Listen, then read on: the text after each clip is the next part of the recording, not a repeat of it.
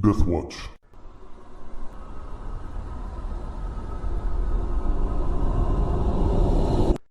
Okay, welcome investigators to Death Watch's first episode of their Call of Cthulhu campaign. I haven't thought of a title for it yet, so I guess we'll just call it The Campaign That Should Not Be. My name's Travis. I'll be your guys' keeper tonight. You might recognize me as the least heroic hero of the four heroes of Cradle, Graham, and the greatest character of all time, Rafe, from John's Wheel of Time campaign. So the setup for this scenario is that you guys were contacted by a mutual acquaintance, Mr. Rupert Merriweather, to take part in an expedition. And before we jump into that, we're just going to go around the table here and get an introduction from you guys and a little bit about your character. Let's start with you, Brandon.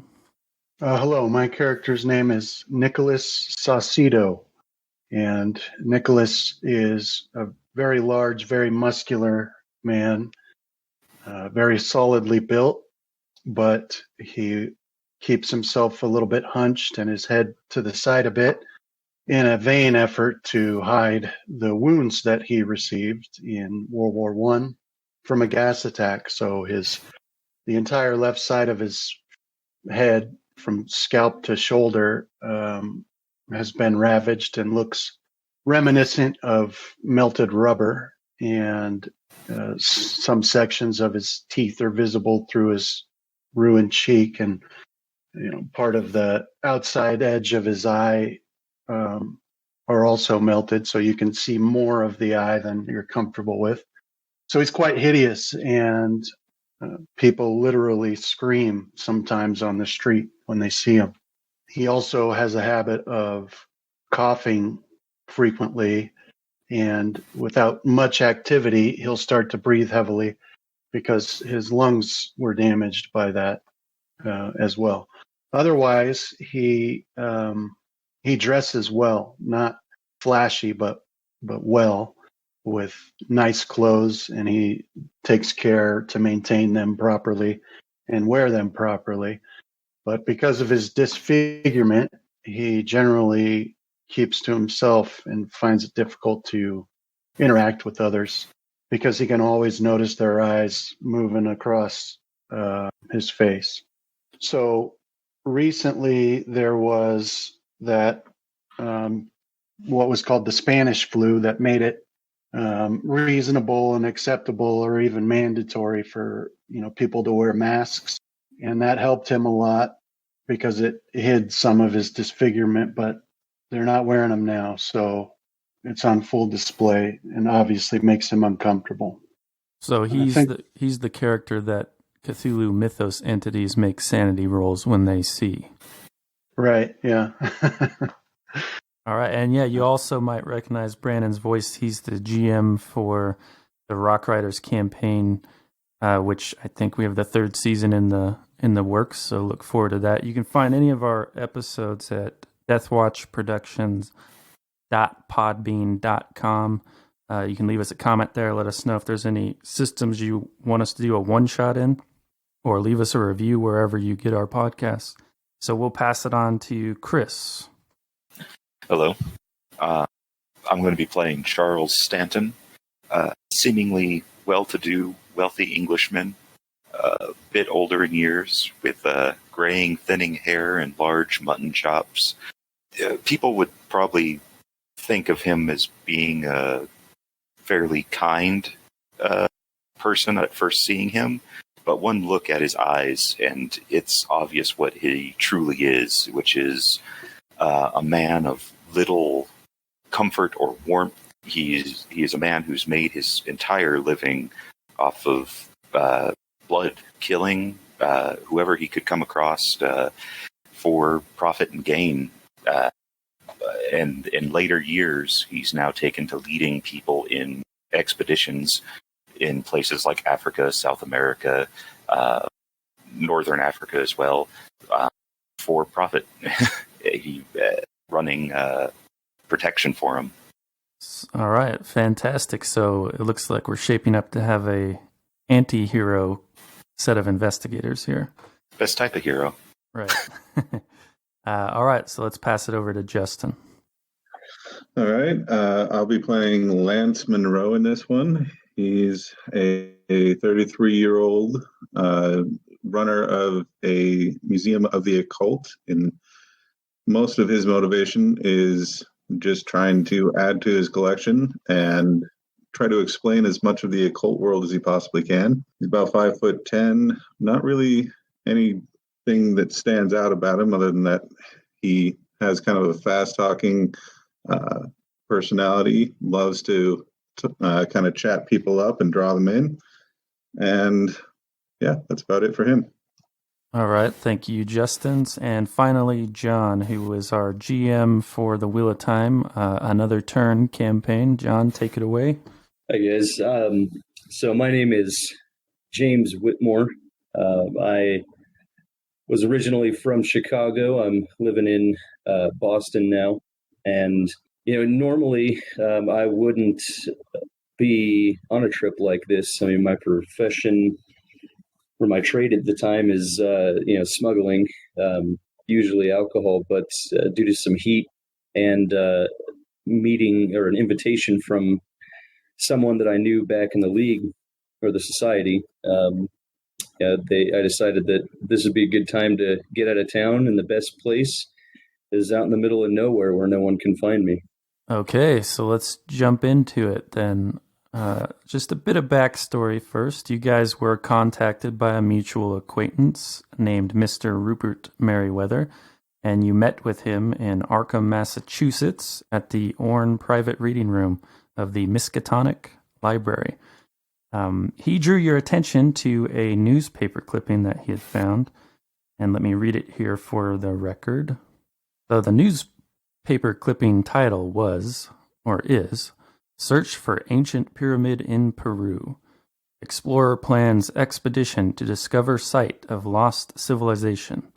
Lima, January 12. Explorer Augustus Larkin is planning an expedition to the southern highlands of Peru, where he hopes to identify the site of a pyramid long forgotten by history. Following the discovery of a number of gold artifacts in the region, Larkin believes that he has found evidence that will lead him to their source. He is currently in Lima, planning the expedition, and is recruiting companions and possible backers, which is where you guys come in. Mr. Rupert Merriweather is acting as a backer for Augustus Larkin, and you guys will be joining the expedition. He sent you a telegram sometime later, which read, "Thank you for joining the expedition. Stop. Please join me in Lima. Stop. Have booked you room at Hotel Mari. Stop. Meet 18 March at 7 p.m. at Bar Cordano, Heron Ancash 202, Distrito de Lima. Stop. Augustus Larkin." And that is actually where we'll pick up. You guys have been traveling for the last 15 to 20 days. It took 19 days to get from New York is where you left, where you arrived in Lima, Peru.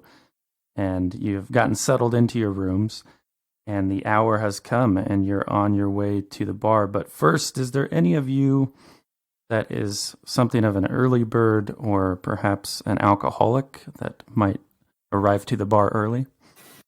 Yeah, I'm an early riser. Habit from the military. I am as well.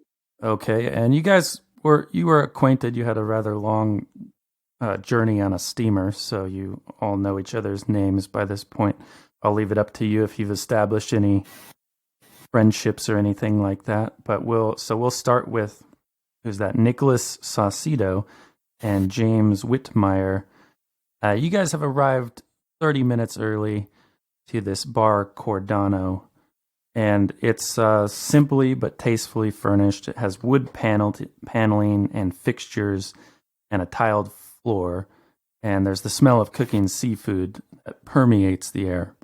And you guys are settled up there at the bar. Right now it's sort of quiet. You don't see many other patrons other than there's a man at the bar, a black man, looks to be American by his dress, and he's smoking a pipe, drinking some whiskey. What do you drink, Nicholas? What would you order? Well, this early in the morning, I would just be having Oh, I'm sorry. Like It's at 7 p.m. at this point. I was just wondering who might arrive to appointments okay. early. I got you. 7 p.m. Okay. Yeah. So I'd be having just a bourbon of some sort that I would sip at. And do you speak Spanish at all? No. And what about you, James? I don't drink, so I would just be having, some type of I don't know if it would be a soda, but something without alcohol. I do not speak Spanish either. Okay, so you guys have some difficulty in ordering there, but the man at the bar, he slides down and he orders for you in Spanish to the bartender, and the bartender goes away to get your drinks, and he makes an introduction. My name's Jesse Hughes. Nice to meet you. I'll extend my hand and James Whitmire, and then point over at Nicholas. Yeah, sorry, Nicholas, and say this is Nick. Yeah, I'll offer him my hand and. All right, yeah, he takes your hand. He's got a nice firm grip, and you could tell when he spoke, he had an American accent, and he says, pretty much the only place us Americans can get a good drink, huh? Got to come all the way to Lima. I'll ask him. Seem a bit far from home here. What are you out here? What are you out here for? Vacation or just getting lost? Partially vacation. Out here actually joining an expedition, believe it or not. Oh yeah, where are you going? Some man named Augustus Larkin. He's trying to find a pyramid up in the Andean highlands. I said I'd be game for it, and here I am. What was this? Was this the guy smoking the pipe? Yes. Okay. And what did he say his name was? Jesse Hughes. Okay. Yeah, well, when he says that, I'll say we're actually here for that as well. Looks like we'll be companions. Oh, well, nice to meet you. I look forward to traveling with you. And at that point, the bartender comes back with your drinks. He managed to locate. You asked for, sorry, Nicholas, I forgot. Was it bourbon? Yeah. All right. Yeah, he managed to find some bourbon for you. And James, you get your non-alcoholic beverage. And about that time, the other investigators arrive. So that's Lance and Charles walk in to this restaurant. And what do you think Charles might dress up when he goes to a restaurant, Chris? I figure he'd probably be in some sort of, it wouldn't be a tuxedo, but like suit, I guess casual wear for the day. Is that a tailored suit? Oh yeah. Yeah, does your immense wealth sort of ooze from you as you walk into a room? Yeah, it's another form of power, and he likes lording all forms of power over everyone else that doesn't have it. All right, and what about Lance? How does he dress to a dinner? He's a bit shy, apparently. Do we lose you, Justin? Am I not coming through? There you are. Okay. For some reason, the push to talk wasn't working. He'd be wearing what he wears at the museum. It's a little bit of a flashy purple suit jacket with some burgundy pants and a bright blue undershirt. He considers himself a little bit of a showman, so he tries to draw as much attention to himself as possible. My eyes hurt now. And will the two of you be ordering drinks at the bar? Of course, our fine benefactor Charles here. He's loaded. He'll buy me a gin and tonic, right? Of course. Gin and tonic for the lady. And it's good to see our fine melted patriot here as well. Who's your friend? Oh, yeah, Jesse Hughes. Jesse, it's a pleasure to meet you. What brings you all the way down here? It's strange to see another American down here in the middle of nowhere. These backwater countries are, truly great, but, it's hard to find a decent piece of meat or room service anywhere. Jesse's actually going to be joining us. Yes, that's right. I'm part of this expedition. I take it the two of you are as well. Well, I suppose that's not. Well, yes, I am. I am going to be the brains of this operation. I have plenty of experience in archaeological digs, and it will be a pleasure to have you working for me. Oh, I see. Raring to go. That's good. That's good. And at that moment, two men walk into the restaurant, and the one in the lead, he's pale and thin. He's got greasy blonde hair and pale blue eyes. It's hard to gauge his age. He looks young, but his skin's sort of saggy, and he has noticeable bags under his eyes. He's wearing a white linen suit, and that also is baggy, as though it were fit for a larger man. And the man trailing behind him is difficult to place. He's white, of some European descent, although he has pronounced cheekbones and deep-set, piercing blue eyes. And as he gazes across the room, he has somewhat of a disdainful look at everything in there, including when his eyes gaze across you, but they don't linger on you for any length of time. In any case, the man in the lead signals to a waiter that, and you overhear, he says, Augustus Larkin, I'm here for my reservation. Or actually, it's more like, Augustus Larkin, I'm here for my reservation. He has an English accent of some kind. And he's the one with the baggy suit? Yes, the white linen suit. Well, guys, that looks like our fearless leader. Perhaps we should go over and introduce ourselves. This from Jesse Hughes. Yes, we must definitely meet him right away. So, yeah, I'll as soon as he says that, I'll kind of take point and push my way ahead of the others to go shake his hand and introduce myself. All right, so the waiter had led him to a couple tables that had been pulled together to make room to accommodate all of you. And he's about to seat himself when you walk over, Lance, and he's halfway there. But when he sees you, he stands up and he's like, wait, don't tell me.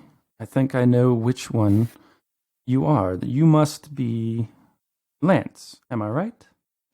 Quite right. I can see that the legends that have been told about me have made the circuits. Yes. A legendary... I believe I've written something in matters of occult that you have written. Is that right? Quite. It's a matter of much fascination for me. Oh, well, thank you very much for joining this expedition. But please have a seat. And next we must have... Oh, well, this is an easy one. This is Nicholas, a war hero. That's me. It's a pleasure to meet you, sir. And he takes your hand. It's sort of greasy or sweaty feeling, and it's a real limp shake. And oh no, I gotta do a sanity check. Right. I've lost all respect now. And this thick cloud of cologne sort of wafts off of him as you sort of lean in to shake his hand. All okay. Right. So this is Lance and Nicholas. So this must be Charles. Am I right? Mr. Stanton to you, and I'll extend my hand. Of course, Mr. Stanton. A pleasure to meet you. And each of you at this point can make a hard English skill roll. You can Charles, you can actually just need a regular success. Okay. Oh man. All right, Charles, good. Don't forget to make your mark. And you pick, you notice that his accent, his British accent, doesn't sound like the homeland accent. And after a moment of thinking about it, you're able to identify it as being from British Kenya, the colonies there. All right, so there's Lance, Nicholas, Charles, and finally, you must be James, our import-export specialist. I'll extend my hand and say, call me Jimmy. Oh, well, nice to meet you, Jimmy. And as you may have guessed, I am Augustus Larkin. I'll be leading this expedition. And to my right is Luis de Mendoza. He's my assistant. And I see you've already met Jesse Hughes. He'll be joining us. He's a folklorist from New York. Is that right, Jesse? And Jesse indicates that's right. Okay, please, I'll have a seat. I see you already have drinks. Can I buy you another round? So I'll say, just water for me. I'll nod. Yeah, me too. And Say, quite. Sorry. I'll pull out a cheroot from my inside pocket of my jacket and light that up. Okay, what's a cheroot? It's like a thin cigar, like a tightly rolled, smaller cigar. Okay. Do you have a pencil mustache? Me? Yes. No, I got mutton chops. Okay. Thought you were like the, I don't know, for some reason I pictured like a real clean cut, like pencil mustache type rich guy. No, this, he's a killer. You can see it in his eyes. Type of thing. You're a lord's man, is what you're saying. Sure. Oh, okay. Shall we order? I recommend the escabeche. It's quite tasty. I don't care what it is, as long as it's not twitching. Put it on a plate, set it in front. All right, I should have popped an image up there. That's Jesse Hughes on the left, Augustus in the middle, and Luis de Mendoza on the right. You guys can see that. It should be right there on the map. Mm-hmm. All right, why don't I get a psychology roll from everybody? All right, Lance. Looks like you had hard still ticked on. What's your rating in psychology? It's 40. All right, second roll, starting out with a fumble here. All right, so what you notice is that Luis de Mendoza, when his eyes lock on Jesse Hughes, there seems to be quite a lot of animosity in his gaze. And because of the fumble, why don't you comment on that out loud in grand Justin tradition? Why, good sir, what seems to be the matter? You've seen the fellow workman that's with us, and you seem to have a problem with him. What seems to be your issue? Yes, and he responds in clipped, terse Spanish, and you have that 10%. It's relatively simple what he says. Is he just basically tells you to mind your own business. But sir, business is my business. He goes silent, and Augustus is like, "Oh, well, never mind that. De Mendoza, he can be a little rough around the edges, but I assure you he's quite handy out in the bush. So, any case, let us get right to it then. I am going to lead us on an expedition up in the highlands to locate the site of a lost pyramid, and hopefully recover valuable artifacts that will make us all very wealthy, or at the very least, you'll be able to pin, an academic paper on the matter if that's what you're into. Hold on. Let me show you. I bought a few interesting items off an alpaca farmer, and he rummages around in a satchel he has with him, and he pulls out 2 items. So the first, and he sets them on the table. The first is a pendant in the form of a man holding 2 rods or staves. It's embellished with rectangular shapes. And the other one is a golden cup carved with geometrical patterns and circles and inlaid with turquoise in what look like Amerindian design of some kind. And he sets those on the table. Well, have a look if you wish. Yeah, I'll look it over. Yeah, I'll be very interested in them. Okay, James, which of the 2 items do you pick up? What was that first one again? It looked by a pendant. It's pretty large, and the way you know it's a pendant is it looked like it had the hole to, thread a necklace through or something. Okay, yeah, I'll be taking a look at that. And do you have any archaeology skill? No, I don't. Okay, so your guess is, I think you might still have a 1% shot, so go ahead and give it a roll for me. Right, so you're not able to tell what it is. When he pushes that pendant over to you, Nicholas and Charles, you happen to perhaps catch a glimpse of something with a spot hidden roll. Spot hidden? Yes, please. Nope, I'm already in my cups. Nice. Wow. Nick there is on fire. That's a nice roll.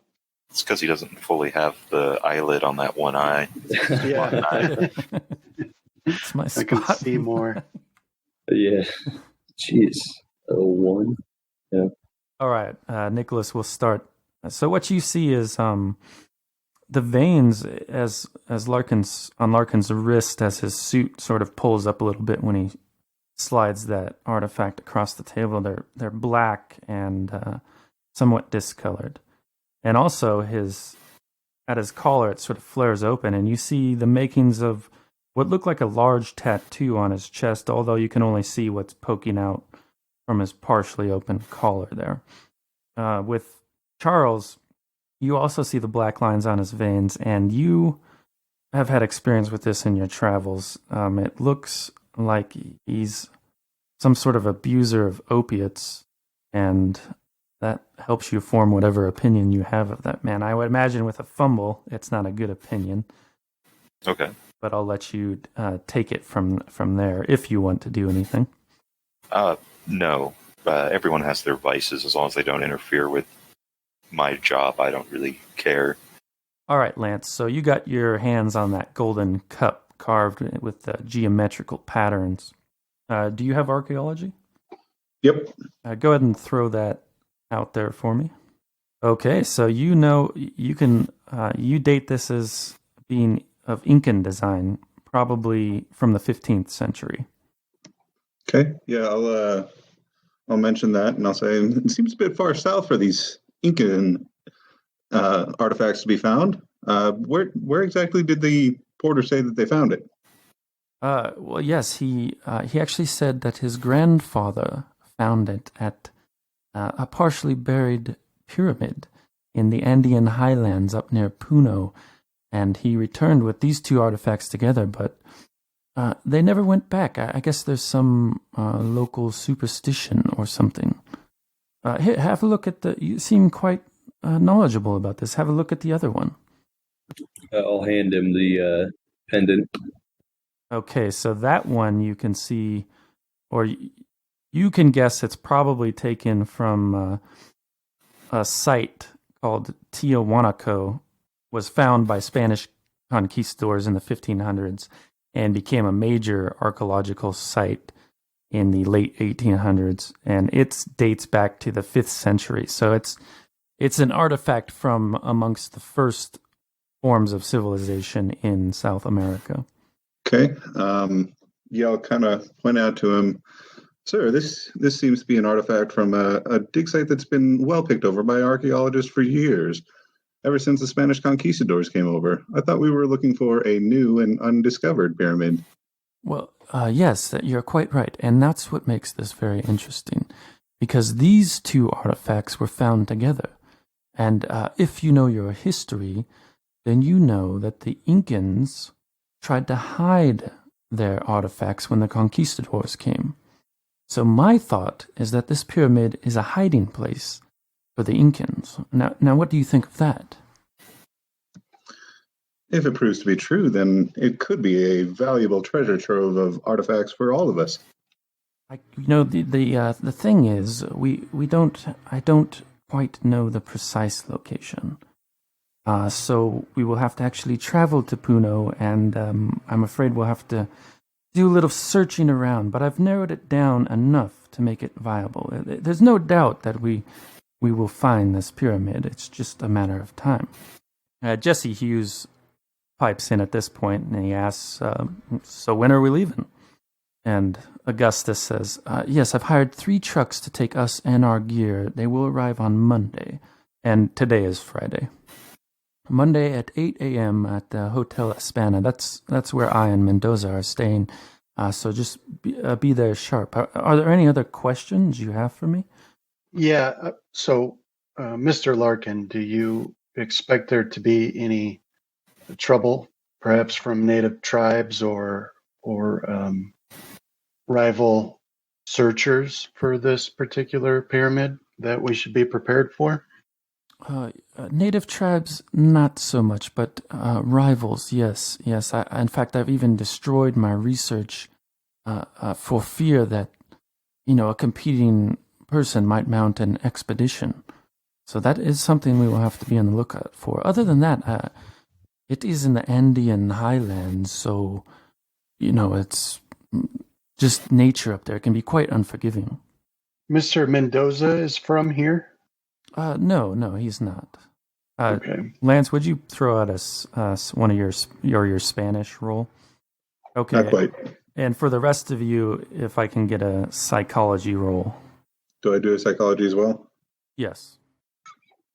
Okay, that's 2 critical failures on psychology for me. Stop rolling it. Man, you suck. It's that suit. I'm telling you, you got to get rid of all that purple and light blue. Okay, so you're quite enamored, I would say, with his tail, and anyway, I guess he's not going to move away quickly. So, anyways, you're quite enamored with his tail, and in fact, this excitement that he has telling you this story, it's sort of infectious, and if he's correct, then this could be a very exciting discovery, perhaps the discovery of the century as far as South America goes. I will kind of pipe up at this point, since we're part of the SEU, and the SEU is kind of the people that sent us here, then I would kind of expect there to be some sort of supernatural aspect to this as well. So I'll bring that up to him, and I'll say, good Sir Larkin, just about any archaeological dig team from any university would be thrilled to go on this kind of an expedition, but the people that you've gathered tend to lean a little bit more towards the non-mundane, if it were. Why did you choose to bring us instead of just some random group of expeditionists? Yes. Well, I think we have our benefactor, Mr. Merriweather, to blame for that. You see, he told me a bit about the lost continent of Lemuria, I think it was. And it just happens that his goal and my goal are working towards the same purpose, as it were. I don't know about any lost continents or anything of that, for that matter. With his contribution, he secured himself first buying rights to any of the artifacts that were discovered. And I think if there's anything from this lost continent, he'll have a look at it, and that might be of some interest to... I'm sorry, it was the Society for the what now? The Society for the Exploration of the Unknown. I see. Ish. Something, right? That's what it is, right? Yeah. Yep. Quite a mouthful. Unexplained. Unexplained. Yep. Yeah. Yes. So you see, it's just a happy circumstance. Fair enough, good sir. Just make sure there's enough gin and tonic for the trip. Those ladies love to drink. Oh. Well, tonic is good for the blood, you see. Down here in South America, it's the only thing that keeps a good person healthy. Oh, of course. I have us quite well provisioned. And if there's anything else you should need, just keep your receipts and I'll be sure to reimburse you. I must admit I'm feeling somewhat under the weather. It's the long-term effects of malaria, I'm afraid.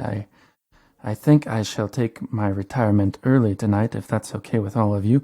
And go ahead and make a spot hidden or medicine roll. Okay. Spot hidden. You finally called a skill that I'm good at.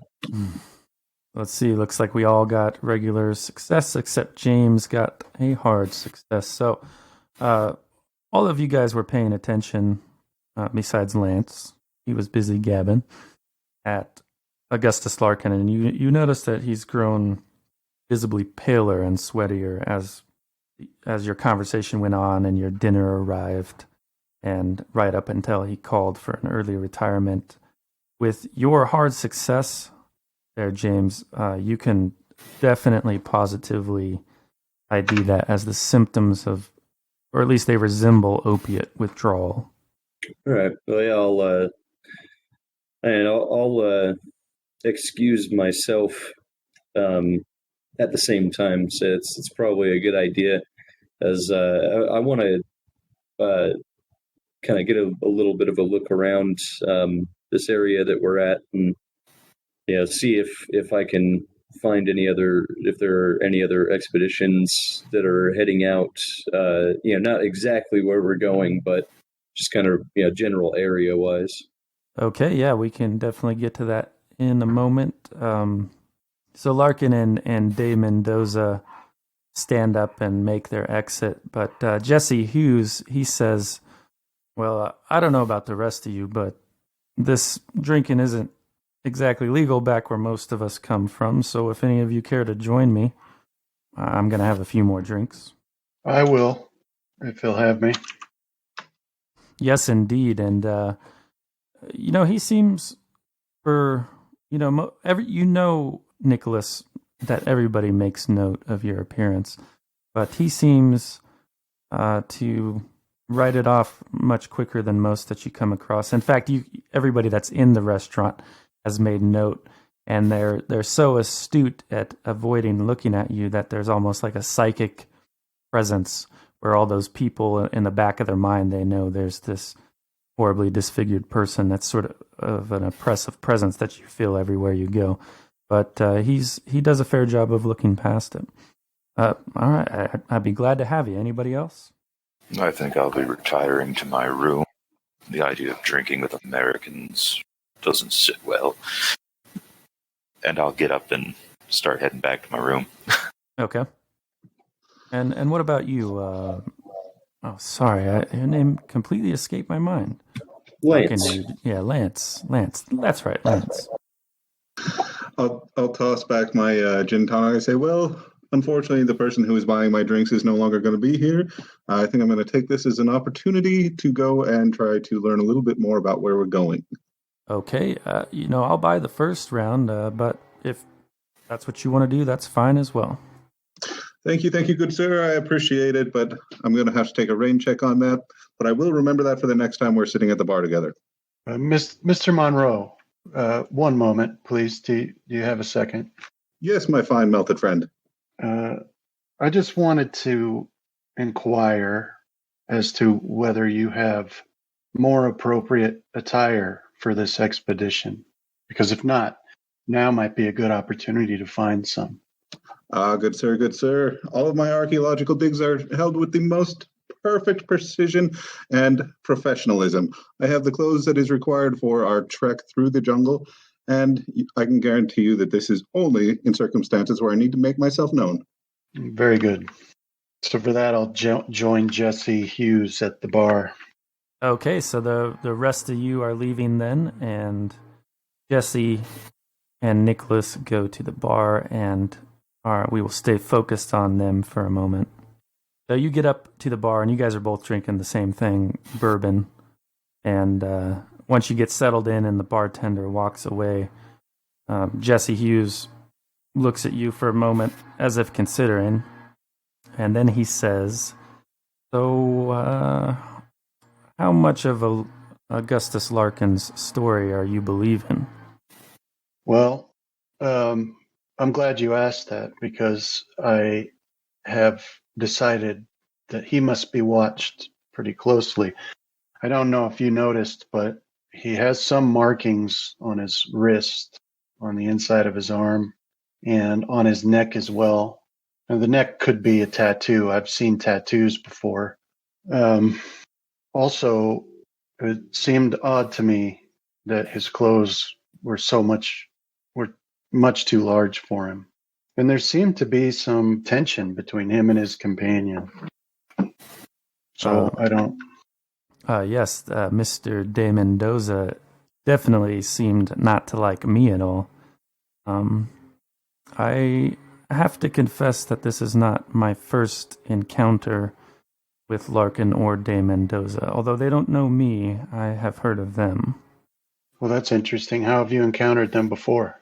Well, I must ask your forgiveness. I have been a little deceitful tonight. It's not aimed at you. It was aimed at Larkin and Mr. De Mendoza. I have been going under an alias. This Jesse Hughes is pure fiction. My real name is Jackson Elias. Please forgive me the deception. It was not aimed at you. And the reason I did this is I was afraid they had heard of me. I'm a writer, a folklorist. I've published some books that have done well, and where I met them before is I was down here about 4 months ago, looking into some of the ancient Peruvian culture. You see, I specialize in death cults. Have you read, I suppose my most popular book is, it's called The Black Power. Have you read that? You can make an education roll for... I have not. My apologies.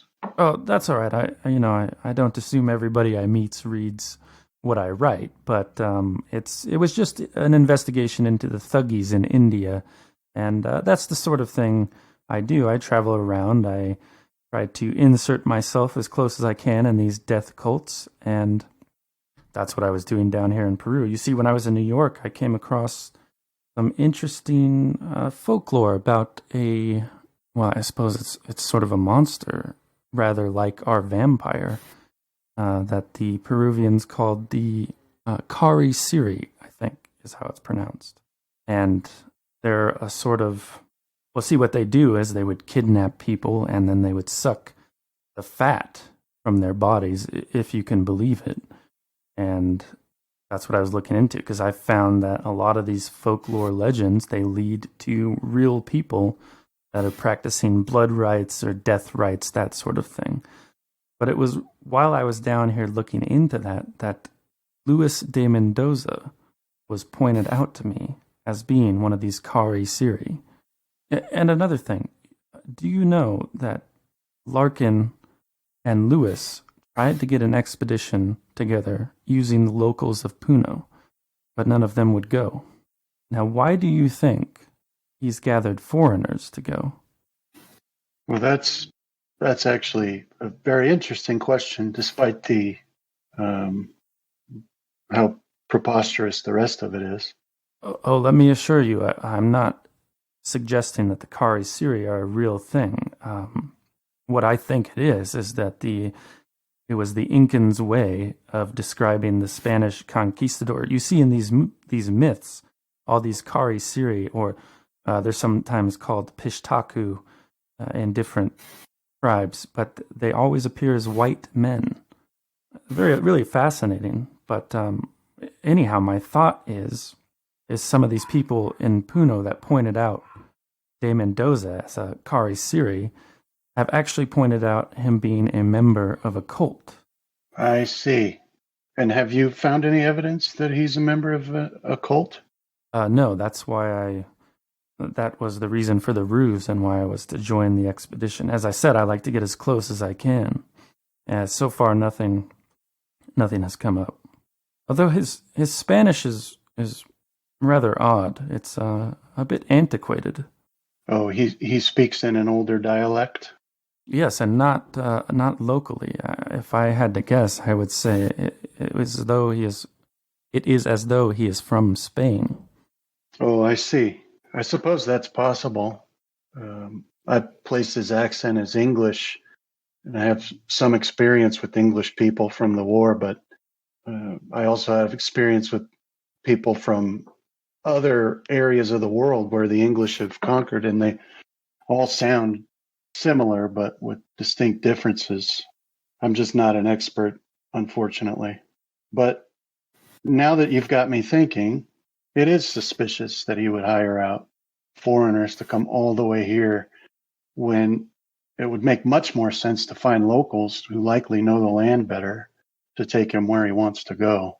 Right, and that's exactly what I thought. And, I'm afraid there's even another layer to this, is that when I followed him and de Mendoza, Augustus Larkin and de Mendoza, back to Lima, an acquaintance of mine, Professor Nemesio Sanchez at the National University of San Marcos, was interested in joining the expedition. You see, he had gotten a hold of the newspaper clippings that went out to foreign presses, but Larkin rebuffed his request. I just can't figure why he won't take Nemesio Sanchez, but he will take us, and I can't figure out what should we do. Your friend, Mr. Sanchez, is a professor? Yes, here at the local university. I'm scheduled to meet with him at tomorrow at 2 if you'd like to come. Yes, of course. But what is his specialty? What does he teach? He's an archaeologist and an anthropologist. Right. I suspected that, and now it's become more suspicious. That's the exact sort of a man you would want to take on this expedition. Now, I could make the argument that your friend, is he old or in ill health? No, he's early 30s, I think. More of an acquaintance. Maybe friend was too strong of a description. I've only recently met him, but we've been getting on well. So yes, it's very suspicious to me. That seems like the exact sort of a man you would want to take to an ancient pyramid, and the exact sort of a man you might want to ask the opinion of concerning these artifacts that he had. Yes. So at this point, Travis, like a coughing fit will sort of come over me because I'm not used to saying so many words, and maybe some of the smoke is bothering me, but that's just the effects of my ill health, is that from time to time I just start coughing and I don't stop for a couple minutes. Okay. Yeah. Jackson Elias, as you now know his true name is, he sort of pats you on the back and asks if you will be okay, and then he'll wait patiently for the fit to pass. Yeah, so when it finally does, I want to bring up to him that I also find it suspicious that a man suffering the effects of malaria would want to personally undertake this expedition, because when you have malaria, you don't feel very good. So I'm just sharing with him the other things that make me suspicious about him. All right. Yes, he that doesn't make very much sense. Maybe he's hoping he'll be over it by Monday when we're set to depart, but I guess I must admit I don't know much about malaria or how it works. I do have a question, though. How well do you trust your other companions? I just met them. So what? We met, and then we all had a plane ride over? The backstory is that you guys met with Rupert Merriweather at Miskatonic University. So that's where you guys initially met. And then you all took a steamer, so a boat from New York. Okay. Unfortunately, planes. Yeah, I forgot what time it. Yeah.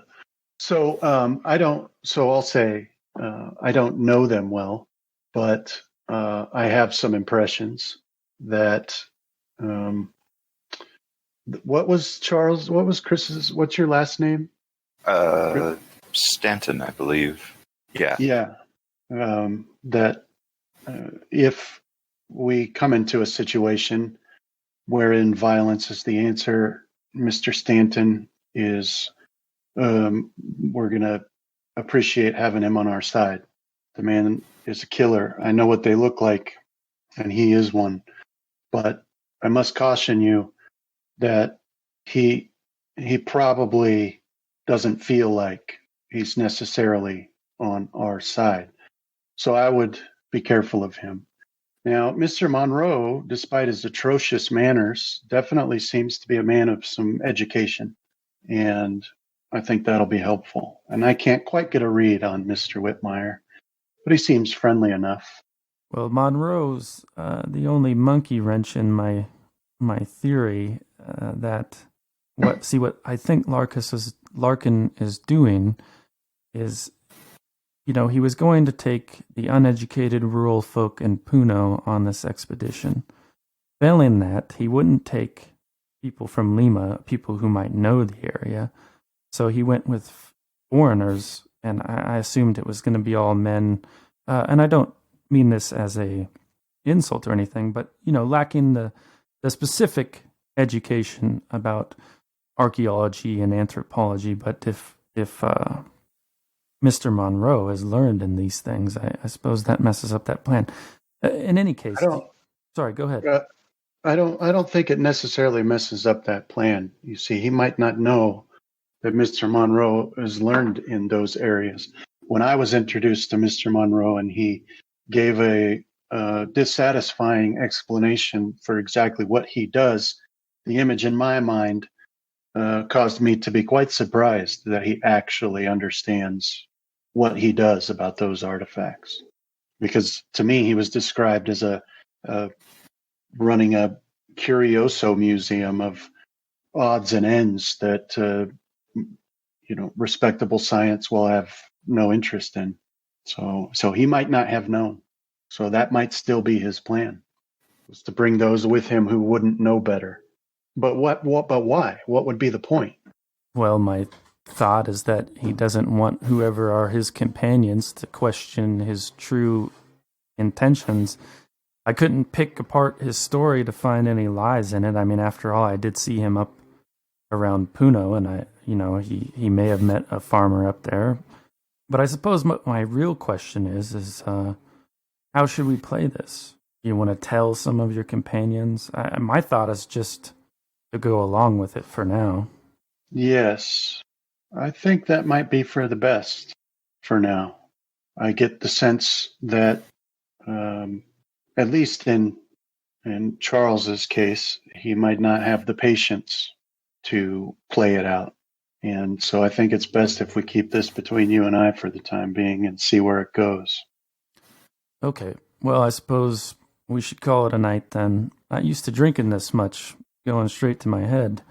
As I will re-extend the offer, it's 2 p.m. tomorrow. I'm to meet with Professor Nemesio Sanchez at the University of San Marcos.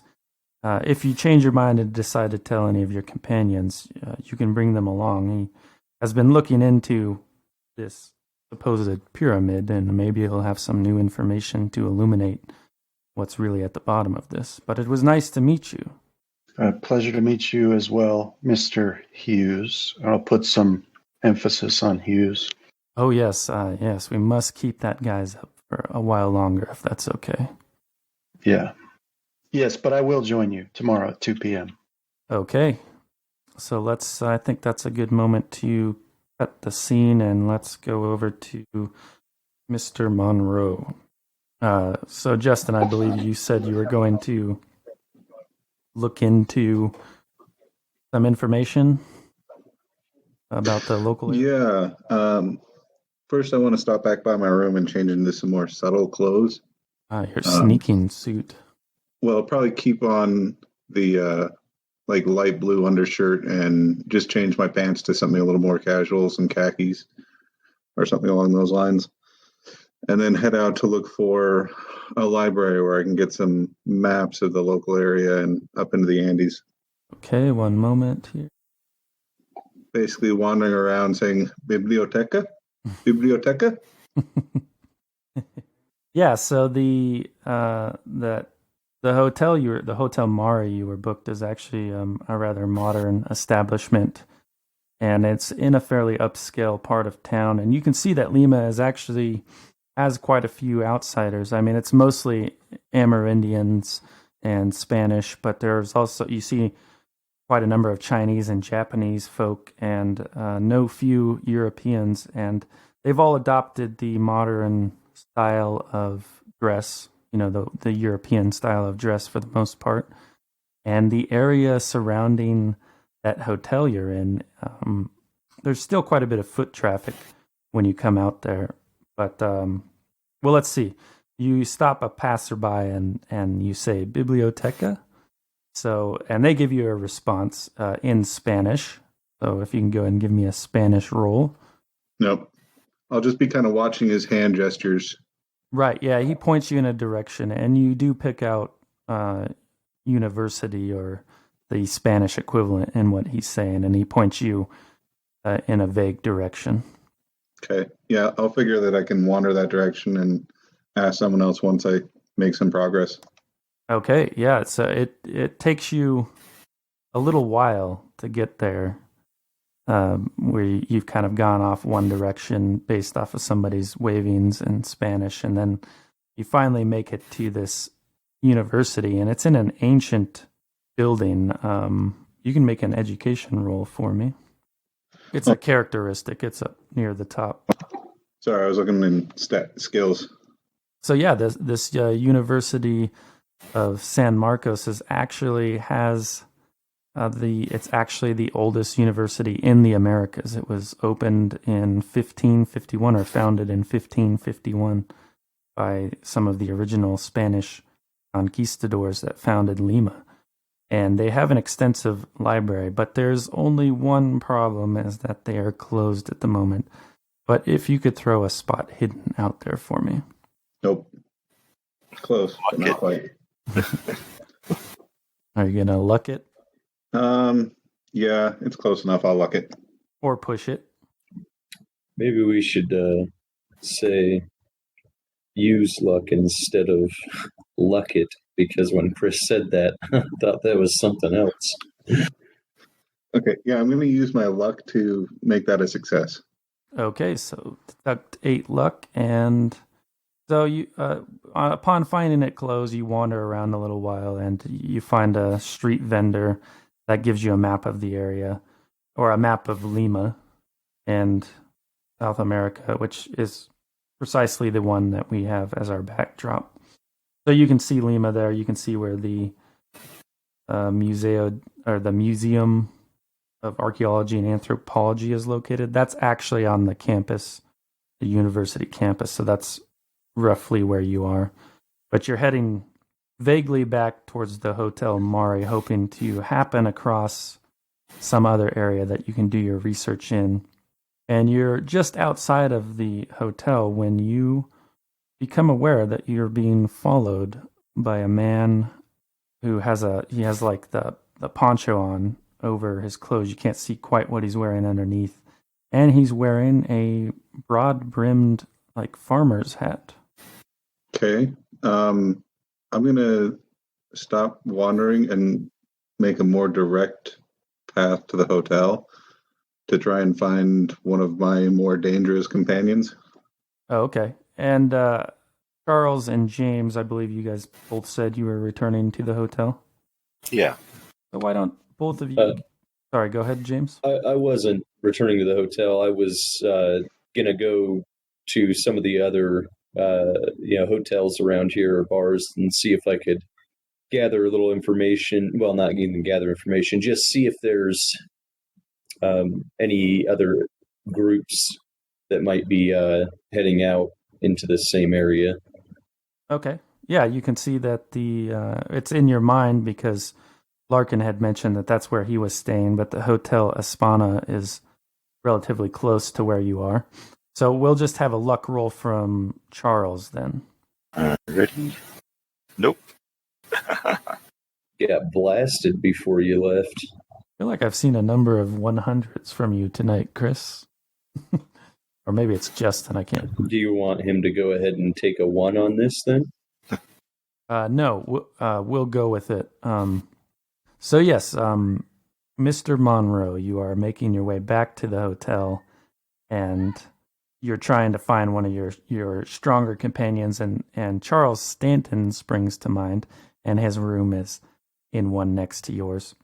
And this man who you've seen following you, he actually comes into the hotel lobby after you, but he seems to loiter by a rack of newspapers and whatnot as you press into the room.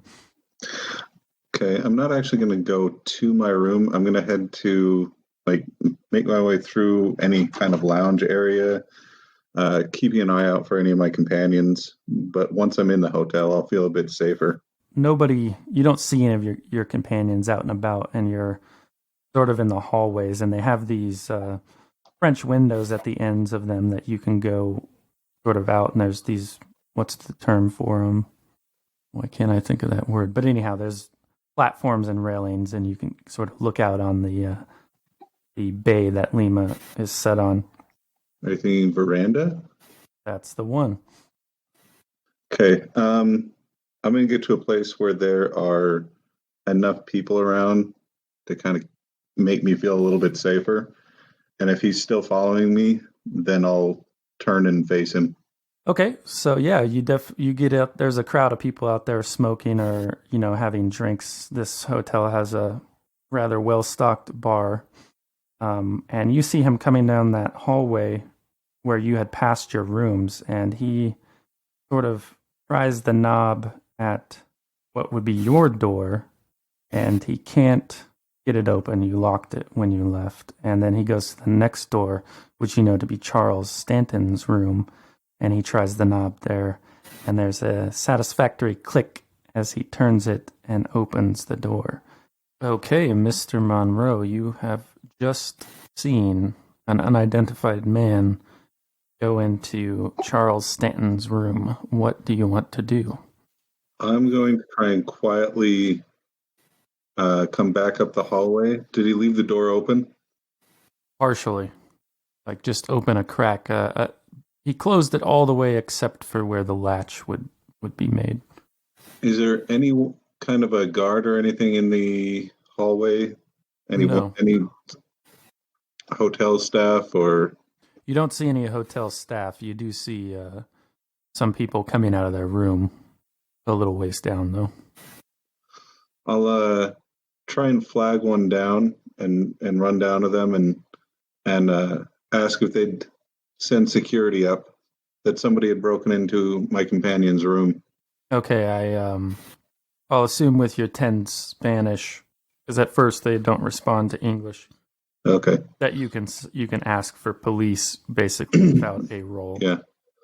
Ayúdenme, policio. All right. So yeah, they say some more stuff, but you're just, I suppose, being insistent with that one word. So they move off down the hall, hopefully to get police. Okay, and then I'll go back to the entrance to the room and try and peer in. Let's pause you at the door there, and let's get a hard listen roll from Mr. Charles Stanton. You have fallen asleep in your chair. Alrighty. Hard listen. Nope. Okay. So, and you hear this, Monroe. You hear a thump of something heavy hitting the floor. And that's when you wake up, Charles, is when you hit the floor. And there's a man on you, and he's wearing a poncho covering most of his clothes, and he has a broad-brimmed farmer's hat that's pulled over, and it's somewhat dark in your room. There's a lantern going on your bedside, so it's difficult to make out his features, although he is darker skinned, and he has his hands on your shoulders. What would you like to do? Is there a chance that, because I'm prepping for this thing, that one of my guns, my rifles, is nearby? Give me a luck roll. Come on. Oh, man. I am not rolling good tonight. Yes, one is nearby. Unfortunately, you were just going to finish your smoke, and then you were going to piece it all back together. You had been cleaning your rifle. Oh, man. I'm not good at this hand-to-hand stuff. I'm too old for it. But I guess I'll try to kind of brawl him. All right. So you just want to... He's got me too good. Yeah, I will say that with that fumble, he succeeds on just having you pinned there. He doesn't look large, but he's almost freakishly strong. His grip is very tight, and he just has you pinned to the floor. And Lance, you heard that thump as soon as you went, perhaps to push the door open. What do you want to do? Hearing what I would assume is the sound of a struggle, I'll push my way into the door, and if I can get it done right now, then try and pull the man off of Charles. Yeah, you can go into the room and you take in what's happening. Charles is awake, struggling against this man, but the man seems to have the better of him. So if you want to push him off, go ahead and give me a brawl roll. I'll give you a bonus die since there are two of you against this one. So I got bad and worse. Right, so your moves are ineffectual, and unfortunately a academic lecture will not do anything in this scenario. But he's actually going to lash out with one of his arms, which does loosen the pin to a degree, Charles, but he's going to lash out back at you. All right. One moment. Sorry, he's pushing Monroe away. You should have just went in there and started shrieking as loud as you can, Justin. That would have been more effective, I think. No, There's still time for that. Depends on if he tries to attack me. He's going to throat punch you, and you won't be able to. Looks like he just did. Yeah, so he actually pushes you away. So you go sailing across the room, and you collapse with a thud in the corner. He didn't hit you, so you're not looking at 6 damage or anything like that, but he puts you on your butt. And then he turns his attention back to Charles. So, Charles, you're starting to see a change come over this man's face. At first it just looks a bit like it's expanding, around the mouth and nose area. But then it seems to focus on the jaw, like it's elongating and expanding it 2 times, 3 times its normal size. As this maw is like opening up at you, you see that his teeth just surround the inside of it, and they're all jagged and sharp. And it looks, if you were to compare it to something in nature, it looks a bit like a lamprey's mouth or something like that. And he starts to move and you can see there's like his tongue's kind of become a jagged sort of lancet, and it's swirling around inside that maw. So go ahead and give me your sanity roll to begin with. Dang it. Here I go, guys. I'll be making a new character soon. Yeah. All right. Did you guys like when you rolled your own sanity loss as we did in the first one shot, or would you just rather I roll it? I'm fine with whatever. Whatever's quicker works for me, too. Either way works. Same. No, only me rolling it works for me.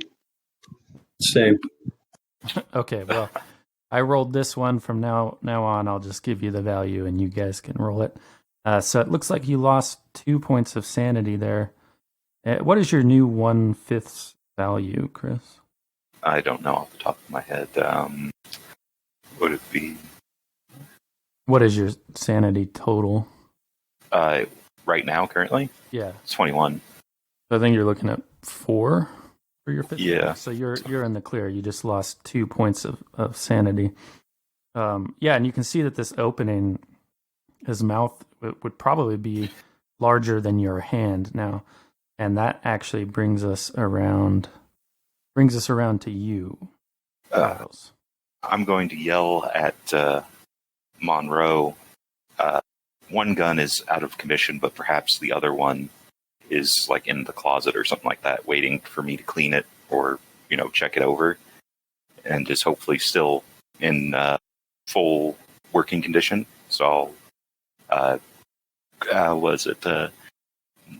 quick, you blasted idiot, the closet, get the gun. And I'll try to brawl this guy off of me again. Okay, go ahead and give me a brawl roll. Give yourself a bonus dice. Okay. That's a no, and that's a worse no. All right, yeah, this inhuman strength is keeping you pinned there, and you yell out at Lance, go look into the closet. Lance, you're not, that broad brim of his hat is concealing his face from your perspective, so we don't need a sanity roll yet, but what do you want to do? I'll grab the gun. And what do you have in the closet? I don't know all of your arsenal there, Chris. I can leave it up to you. So it's like, I don't know, 50-50 chance that it's the elephant rifle or the 30-06. Okay, we'll do the, just give me a D100 roll. We'll give the elephant rifle the high end. It's the elephant gun. Just firing this thing is going to hurt me enough to put me unconscious. All right, Lance. So yeah, you open that closet, and there is probably one of the biggest rifles you've ever seen. Of course, you haven't seen that many rifles. Oh no, he can't shoot either. Oh. You have a habit of killing me, or trying to, Justin. Go for it. Yeah, I'm going to grab the gun. I assume I know enough about guns to check the chamber. I'm going to figure that it's like in a case, and that in that case there's probably an area for like 4 cartridges, like huge rounds that the gun uses. Okay. So yeah, I'll try and get that out and get a shell in as quickly as I possibly can. Yeah, while saying the police should be on their way. With the case and everything, we'll say that it takes your action there to get it ready. So Nicholas, you're actually arriving, heading down the hallway back to your room at this time after leaving Jackson Elias, and go ahead and give me a listen roll. Okay. How do you like that? That is very nice. So you hear the sounds of the scuffle coming from Charles's room, and you actually hear Charles shouting at Mr. Monroe. What do you want to do? Oh, right. Well, Mr. Monroe's not a match for Charles, and if he's made him angry, I got to get in there and try and stop him from killing him. So I'll rush in there. Okay, you push your way into the room, and you see Mr. Monroe maybe shakily getting this huge elephant rifle ready, and there's a unidentified man wearing a poncho and a broad-brimmed hat who has Charles pinned to the floor. You still have an action left if you'd like. Yeah. Now, does it look to me like Mr. Monroe has a clue what he's doing with that thing? Well, Mr. Monroe, what do you... Absolutely not. I probably look terrified just trying to get the shells in. All right. So, but I just see a man. So, I mean, it seems extreme to be shooting him over a wrestling match. So I'll go over and I guess I'll try to pull the guy off of Charles. Okay. So give me a brawl with one bonus die. Nice. Now, bonus could make it worse, right? Well, you'll take the better of the two in this case. Okay. Yeah, so you got that success. So you managed to pull him up, and you grab him by the shoulders and you pull him away from Charles, and that tips that broad-brimmed hat back, and you see it certainly has a human figure, and the eyes look vaguely human, although somewhat feral and hungry. But this mouth is horribly distended into a rough disc shape filled with bony, jagged teeth and a jagged lancet for a tongue. Go ahead and give me a sanity roll. All right. So you failed that. Roll 1d6 for me. Okay, you take 2 points from your sanity. You managed to keep it together, although, hold on. Although, since you're failing the roll, the sight of this, whatever it is, sort of freezes you in place for the rest of your turn. Okay.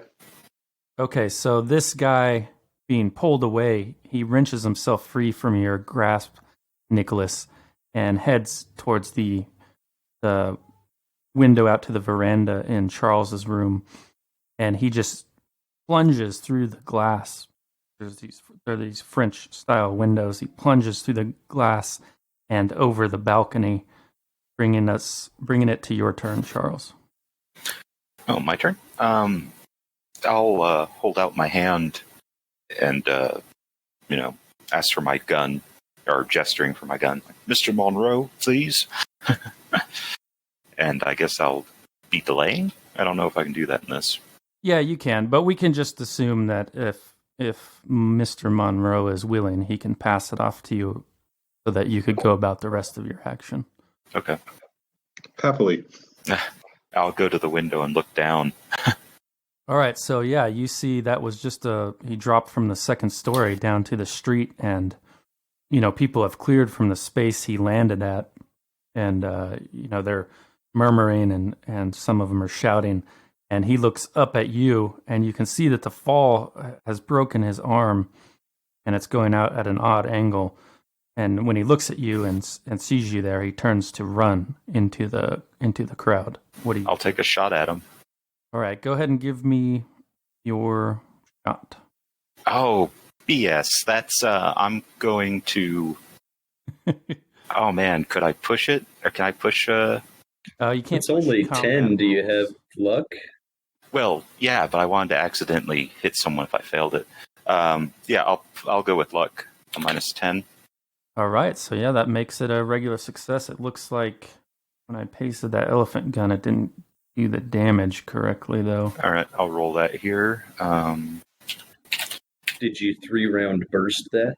Oh, the other question, are you putting both barrels into...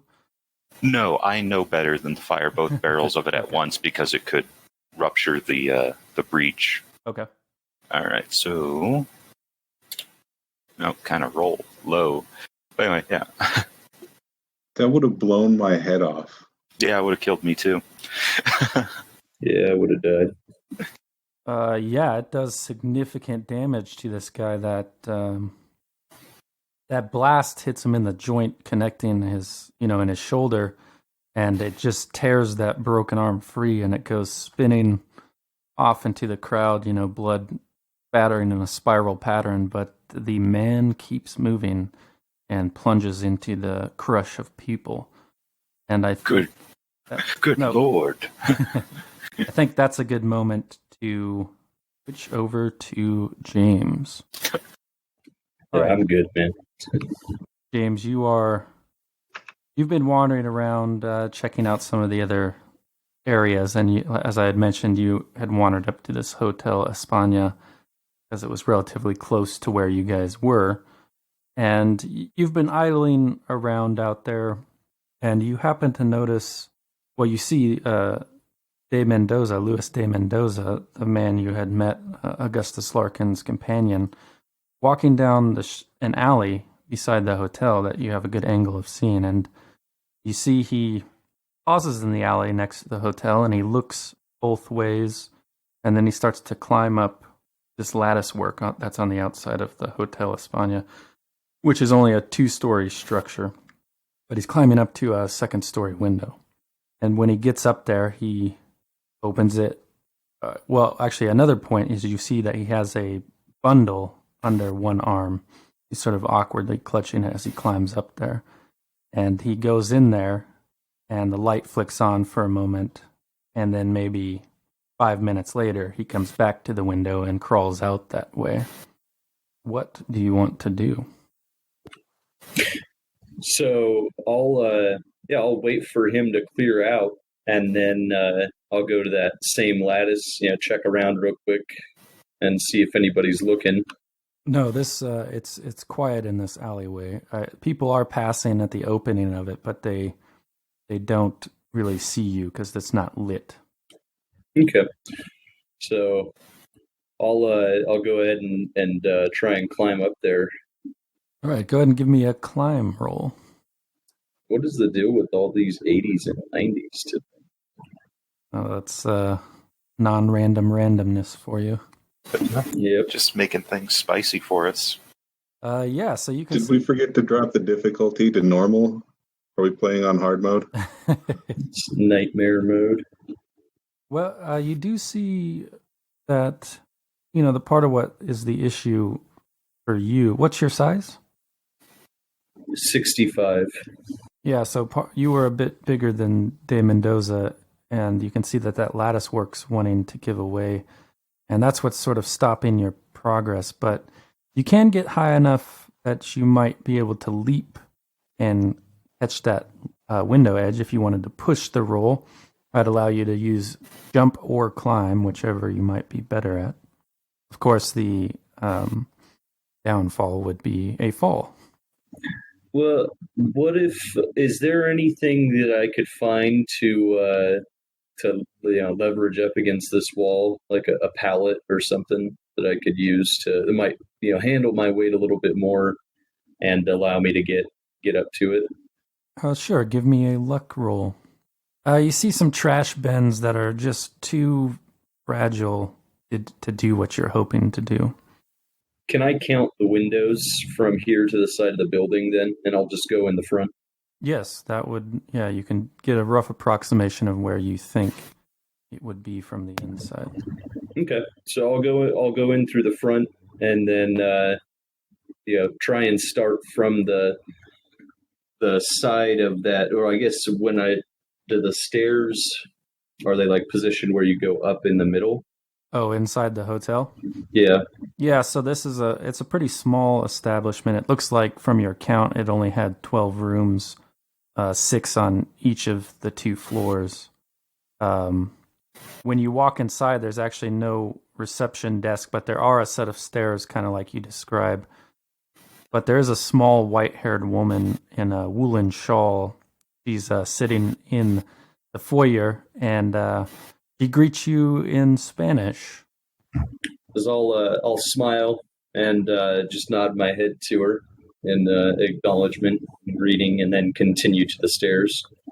Oh, yes, as you try to brush past her, she sort of stands. She has a walking stick, and she holds it up at you, pointing it at you, and she's demanding something from you, but it's in Spanish. All right, I'll pay her. Like, I'll pull out my wallet and give her $5. Like, that's all that I can assume what she wants is money. So. Right, yeah, and the currency, you guys had traded some of your American dollars for the local currency, which is called the sol. So you pull out what you think might be an appropriate amount, and I'll go ahead and give you a psychology roll. I use luck on it. Okay.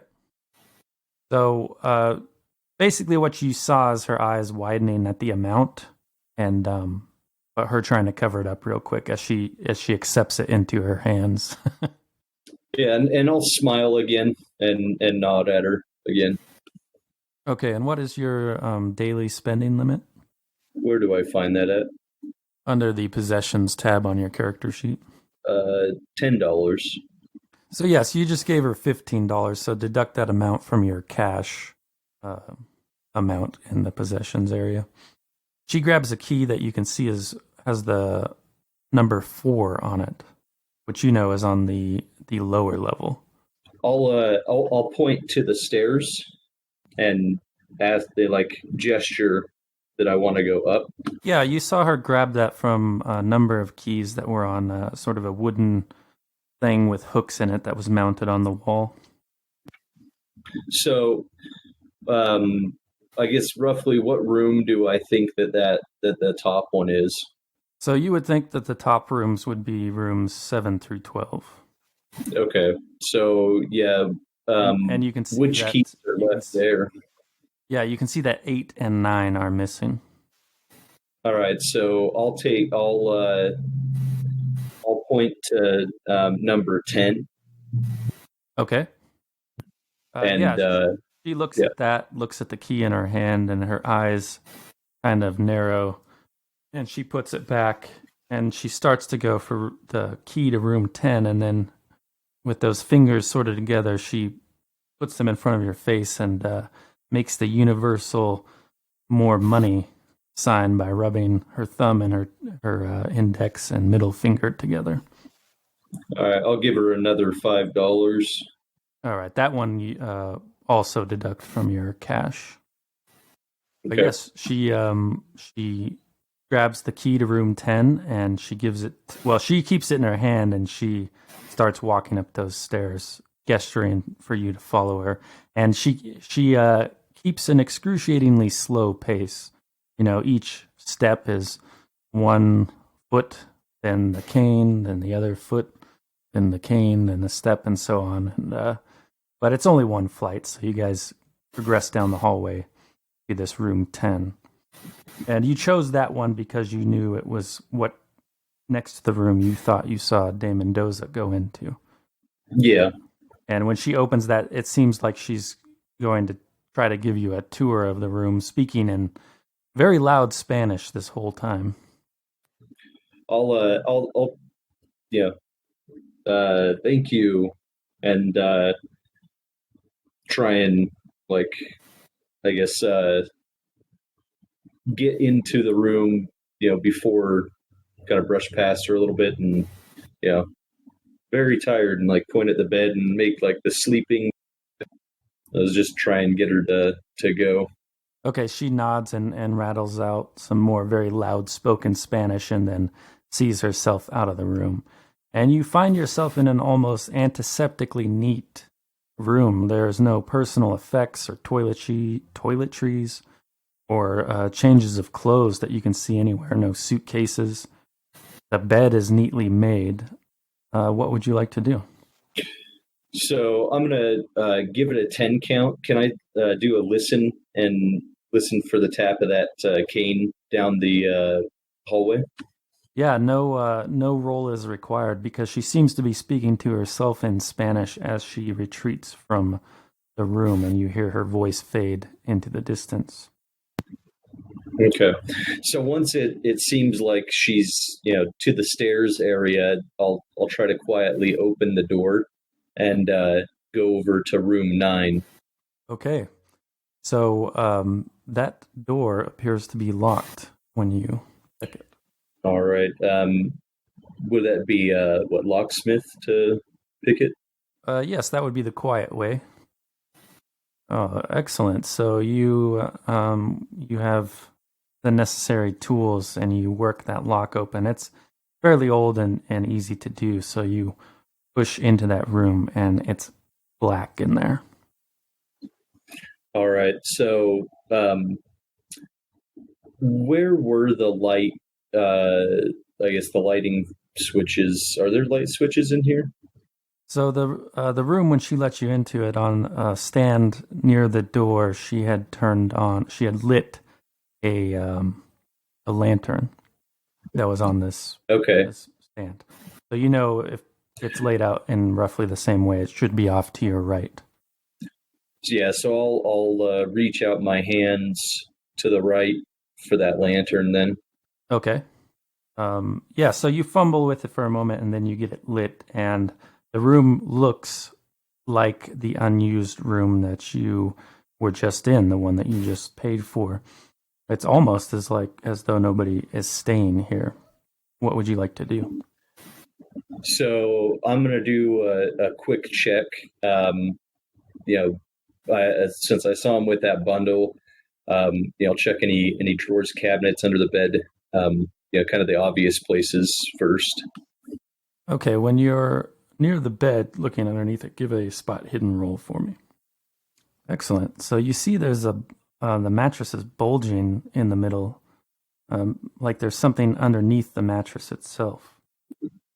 All right, I'll go ahead and flip. I'm not gonna flip it hard, but I'm gonna lift it carefully and scoop out whatever's under there. Yeah.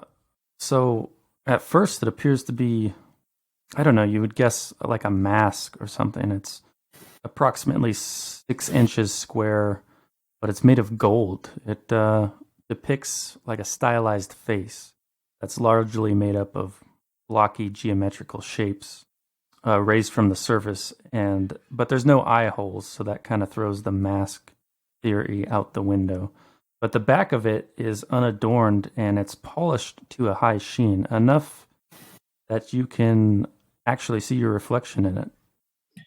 All right, I'm assuming that this is wrapped up in a cloth. Right. All right, so I'll rewrap it and then I'll tuck it into my belt there if it'll fit. All right. And I think that's a good moment to switch back over to Charles and Lance and Nicholas. So yes, this unidentified man has just ran off into the crowd. You can still make him out as the head wearing the big broad-brimmed hat, but he's in shoulder-to-shoulder people as he's pushing through them. Let's take the shot. Let's see. We ended on Charles's shot, so let's go to Lance. So you were standing back there and you handed that gun off to Charles. Yeah, I'm going to be just kind of confused. I say, did you happen to make any enemies in the area, or have you been flashing around large wads of cash lately? Probably. I seem to make enemies everywhere I go. And I'll break the breech on the gun and pull out the spent cartridge. Did either of you notice anything different about that man? Indeed, He did have a marvelous hat. Well, fashion sense aside, Mr. Monroe, indeed I did notice something rather odd about him. aside from the fact that he could take a round that would put down an elephant. Something related to his mouth? Indeed. Rather Suppose odd that- deformity. Yes, deformity. Yes, that's exactly what that was. He had an odd deformity. And I'd Anyway. point out at this juncture, Lance, that you have no idea what they were talking about because you didn't get a look at the man.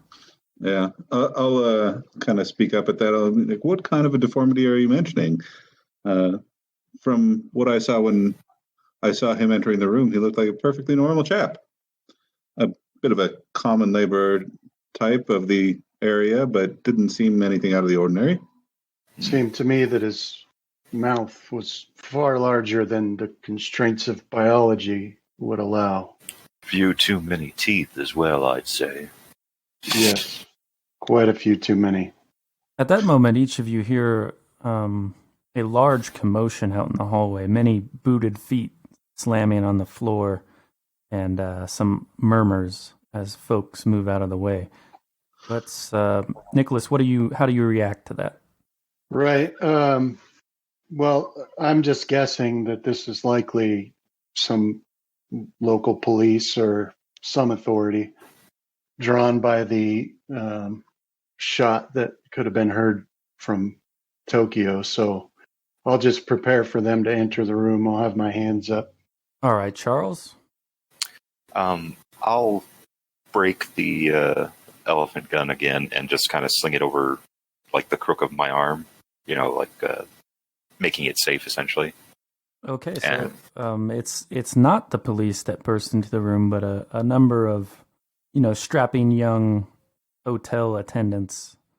Three of them come in, and they're trying to take what has happened in. There's just a broken window and not much else to see, and they're speaking at you in Spanish, and I'm afraid that the interpretation is left up to Mr. Monroe. Oh. You want to give me a Spanish roll, Justin? Do any of you lot know what these bloody idiots are saying? I can catch a word here and there, but I'm afraid I don't speak enough of the lingo to catch all of it. Blast. I'll reach into my pocket and I'll peel off some, ones, I guess, or whatever the equivalent would be for this area. And I'll say, thank you, please leave now, and kind of pass them out. All right. Let's have a social roll from you. But I'll be, hands up, kind of saying English, and trying to get them to find someone that can translate for us. All right. Yeah. While you're doing that, and Charles is unfolding some of the local currency to start passing it out, a better dressed man, although wearing clothes that befit a hotelier, walks in behind them, and he asks in Spanish a question, but he catches you asking for English, and he says, "What is the meaning of this?" Well, some street urchin appears to have just broken into my room here and attempted to accost me in some horrible manner. We heard a shot. That would have been me. Oh, sir, I'm afraid, is this man a thief or something? I don't know what he wanted, but he jumped out the window. Oh, the police have already been called. They should be here momentarily. I suppose you'll just have to wait here. I wished you hadn't shot your gun. I wish I'd fired the other barrel. And yeah, so the police arrive eventually, and luckily one of the policemen also speaks English, and he gets a sense of what's going on, and he gets statements from you guys. What is anybody going to conceal the truth, or are there parts of it they wish to conceal? I'm just going to say the truth as I've come to now interpret it, which is that a rather deformed man attacked me and then jumped out the window when my companions came here, and I shot at him, hitting him, but he continued onward. Yeah. What about you, Nicholas? Yeah, that's. I'll say that he he had a facial deformity. And I'll say that his mouth was much bigger than it should be, and he had more teeth than people should have.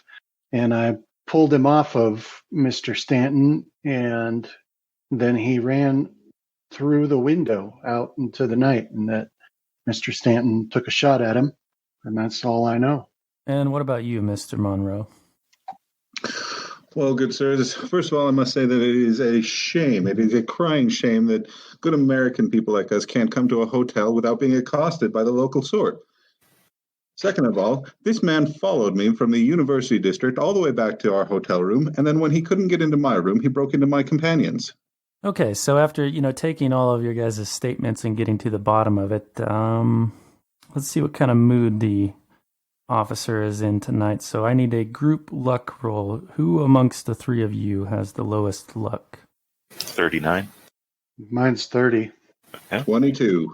All right. All right, Mr. Monroe, please give me a luck roll. All right, so the police officer says it's, no matter the circumstance, it's illegal to discharge your weapon within the city limits. I'm going to have to arrest you, all three of you. And he starts to make motions to do that. Hey, I would like to intimidate him, right?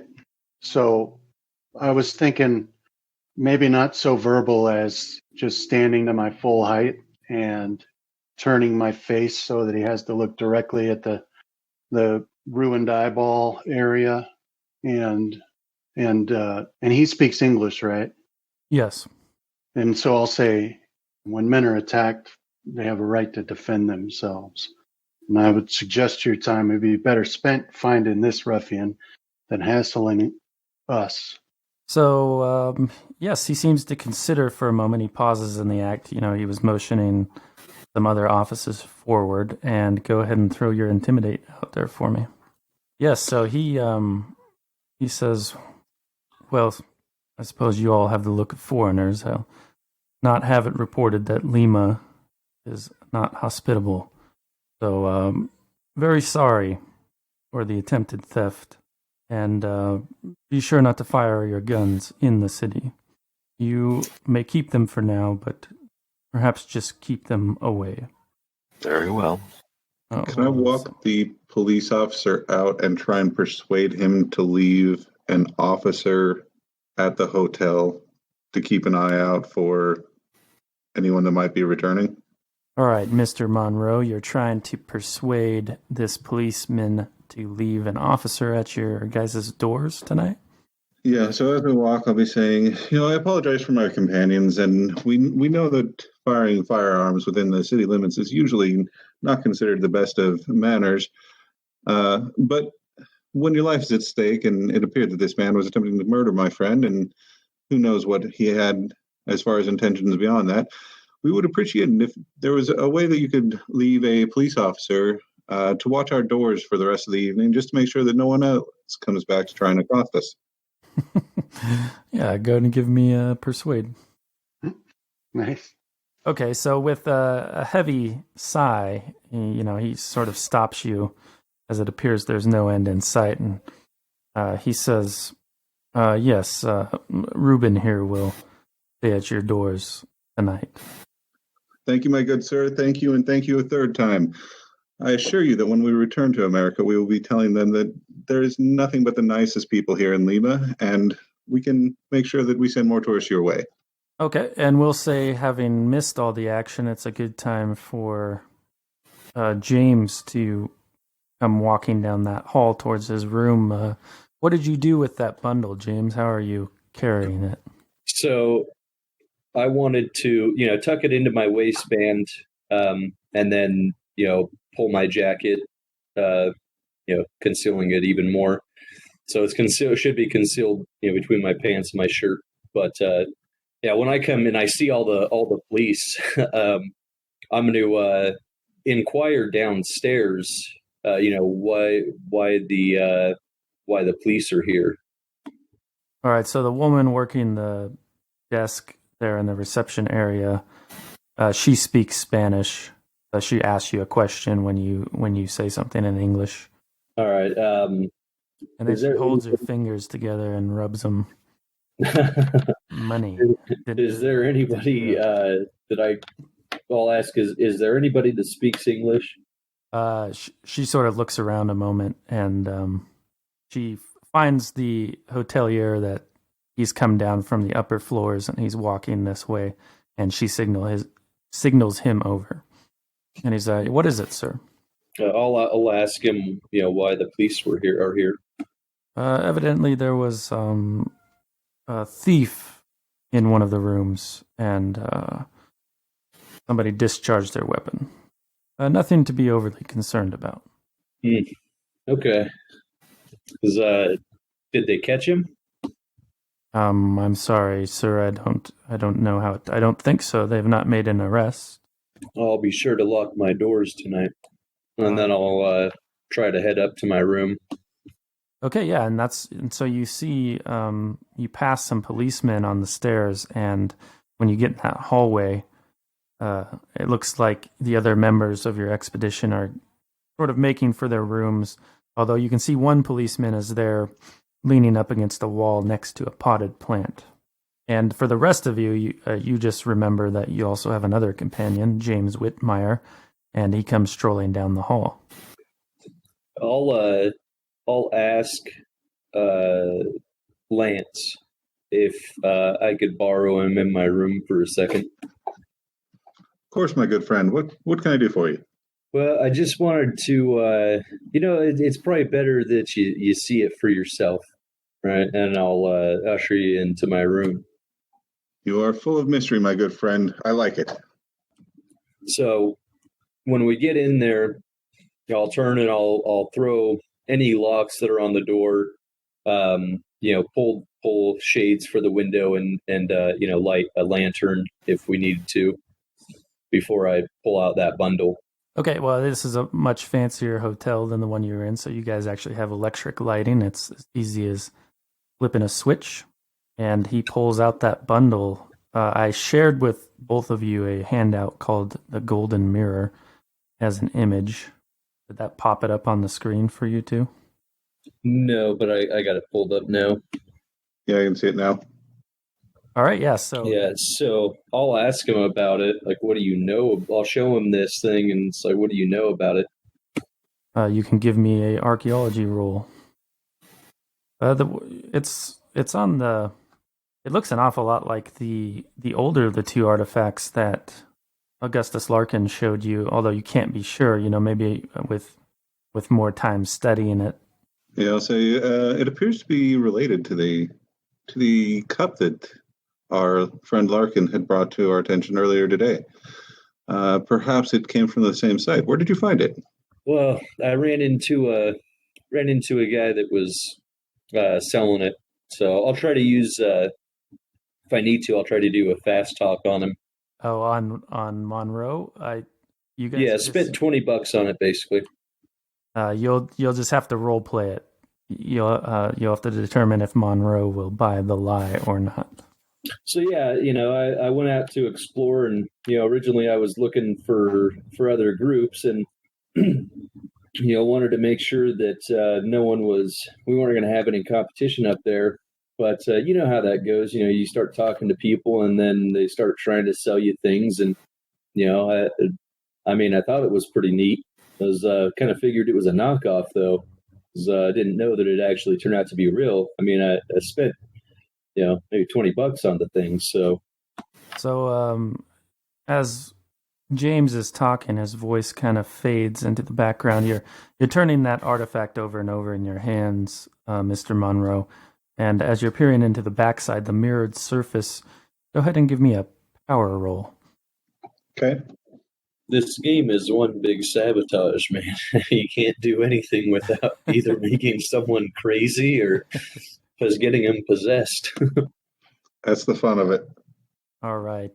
Give me two separate, a 1d7 roll, actually, two of those. I have to say, it is weird rolling a 1d7. Yeah. You could have rolled 2d7. All right. So, Any kind of d7 is weird. No way, man.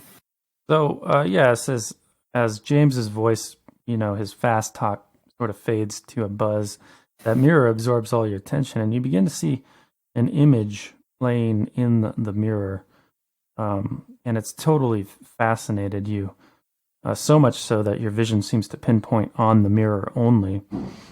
And what you see is that you're looking out of a train window. That's the perspective, and you see sweeping vistas of some sort of plains. I suppose you've seen enough photographs to think that it's somewhere in Africa.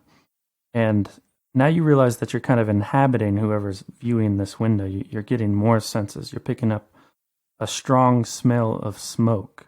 And then you hear the sound of screaming. The vision flashes, and you're somewhere else. You're on an ancient stepped pyramid on a plateau. It's rather like the sorts of pyramids that are found in South America, and it's breaking apart underneath your feet. And you see greasy white tendrils dripping with huge maggots that are reaching from these cracks in the pyramids. They're reaching up to the sky. And go ahead and give me a sanity roll. All right, roll 1d3 and deduct that from your sanity. Okay, so then finally those visions fade, but you're still in a place that's not Lance Monroe, the purveyor of curious goods. You're in this strange vision place, but now you're in absolute blackness. You can't get a sense of any boundaries, although you have this feeling of immense size and space and something, an entity lurking out in this blackness. And then you hear a voice ringing out all around you as it speaks to you. It seems to come everywhere from once.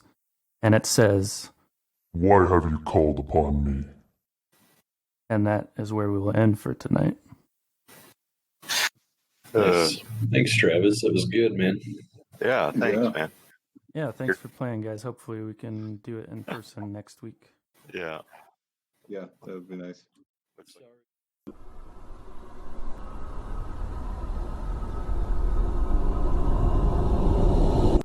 This has been a Death Watch production. Thank you for listening.